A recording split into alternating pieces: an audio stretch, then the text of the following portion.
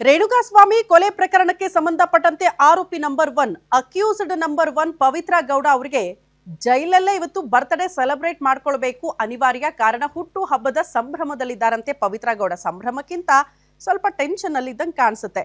ಅಮ್ಮನಿಗೆ ವಿಶ್ ಮಾಡಿ ಇನ್ಸ್ಟಾಗ್ರಾಮ್ ನಲ್ಲಿ ಖುಷಿ ಗೌಡ ಪೋಸ್ಟ್ ಮಾಡಿದ್ದಾರೆ. ಅಂದ್ರೆ ಅವರ ಮಗಳು happy birthday my for ever cutie ಅಂತ ಶುಭಾಶಯ ಮಾಡಿದ್ದಾರೆ ಅವರ ಮಗಳು.